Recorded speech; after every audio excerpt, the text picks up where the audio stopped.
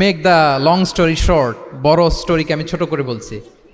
দুইজন নৌকায় বসা, একটা চড়ুই পাখি এসে সাগরের পানি খায়। তো খিজির আলাইসাল্লাম বললেন, মুসা চড়ুই পাখিটা দেখতে পাচ্ছ?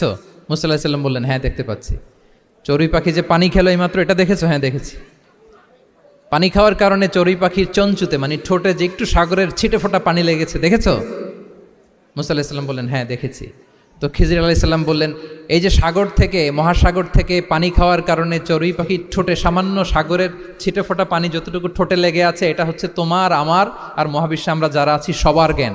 আর এই পড়ে থাকা মহাসাগরের পানি হচ্ছে আল্লাহর জ্ঞান। চড়ুই পাখির ঠোঁটে লাগা পানি তোমার, আমার আর পৃথিবীর সবার, আমাদের যে জ্ঞান আল্লাহ দিয়েছেন এটা। আর মহাসাগরের পানিগুলো কার জ্ঞান?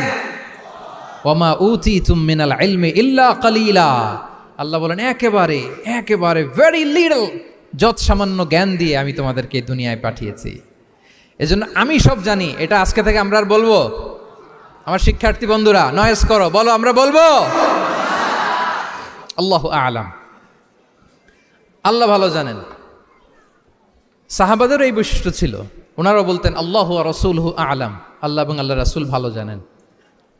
এবং আমাদের ক্লাসিক স্কলারদের এই বৈশিষ্ট্যটা ছিল, অনেক প্রশ্নের উত্তর ওনারা দিতেন না। আমাদেরকে তো প্রশ্ন করলে আমরা হুটহাট উত্তর দিয়ে দিই।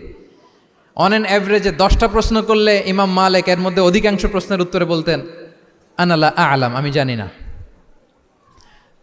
আমি জানি না এটা যখন আমরা বলতে শিখি, তখনই বেসিকলি আমরা নলেজেবল হয়ে উঠি, জ্ঞানী হয়ে উঠি।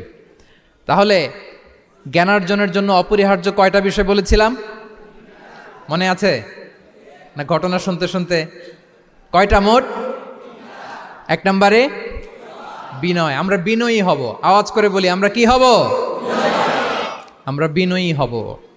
এই যে আমরা কোরআন হেফজ করলাম, এরপরে তুমি যদি বুখারী হেফজ করো, মুসলিম হেফজ করো, এটা তোমার বাহ্যিক জ্ঞান অর্জন হয়েছে। জ্ঞানের দুইটা সাইড, একটা ইন্টারনাল নলেজ আর একটা হচ্ছে এক্সটার্নাল নলেজ। বাহ্যিক জ্ঞান এটা হয়েছে, আরেকটা আছে ইন্টারনাল নলেজ, এটাকে বলে অন্তর্নিহিত জ্ঞান। ইলমে লাদুন্নি ওয়া আল্লামনাহু মিন লাদুন্না ইলমা। এইটা শুধু কোরআন হেফজ করলেই হয় না, এটা কোরআন পড়ার পরে, হাদিস পড়ার পরে, এগুলোর উপর আমল করার পরে, বছরের পর বছর সাধনা করার পরে আল্লাহ তাআলা কোনো ব্যক্তিকে ইলমের নূর দেন। এটা এত সহজ না।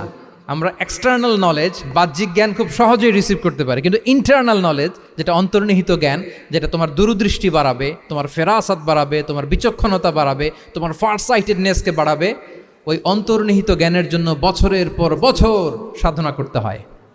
সো আমরা যেন বিনয়ী হই, এটা হচ্ছে